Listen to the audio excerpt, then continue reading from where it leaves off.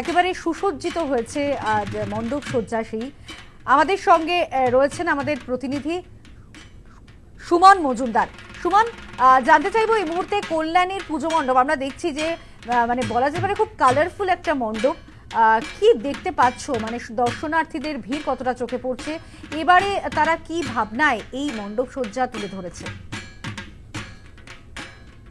একদমই সানন্দা, সেটা হচ্ছে যে মহাসপ্তমীর রাতে এই B7 যে পল্লীর যে দুর্গোৎসব কমিটি এবার 56তম বর্ষে তাদের যেটা ভাবনা, মুখোশের আড়ালে মুখোশ, এবং এটার মধ্যে দিয়ে কি বার্তা তুলে দিতে চেয়েছে আমি কথা বলবো উদ্যোক্তার কর্মকর্তা রয়েছেন ক্লাবের।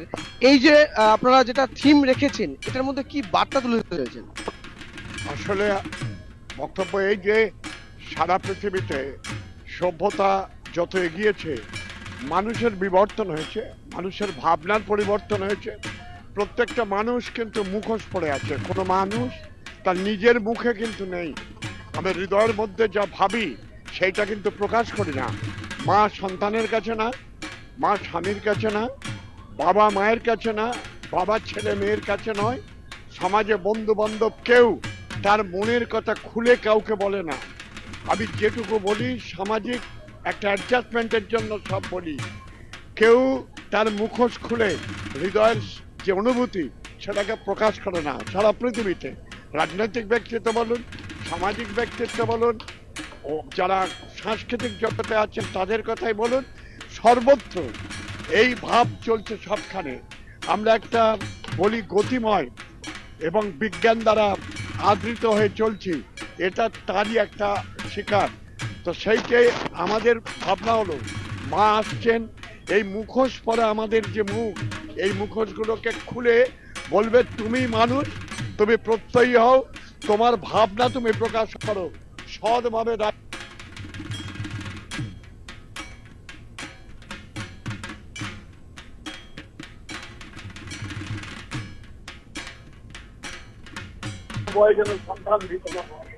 এই মুখোশ থেকে বেরোতে হবে, আর কি বলতে হবে তোমার প্রত্যয়, তোমার এগিয়ে চলার গতিপথ, তোমার আপনার বন্ধন ছাড়া তোমার যা ভাববে সেইভাবে তুমি সেটা প্রকাশ করতে পারবে।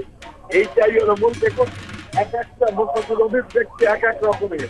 একদমই আমি আরেকবার একটু দেখাতে বলবো আমার চিত্র সাংবাদিককে। দেখো কত সুন্দর সুসজ্জিত ভাবে এই মুখোশের আড়ালে মুখোশটাকে তুলে ধরা হয়েছে।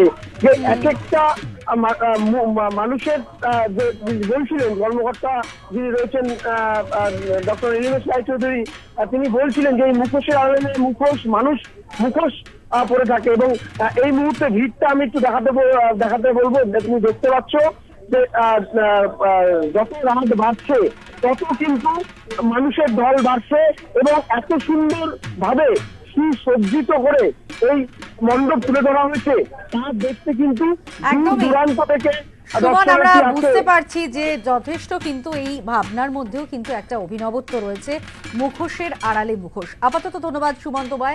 আমরা কথা বলছিলাম, সরাসরি ছিলেন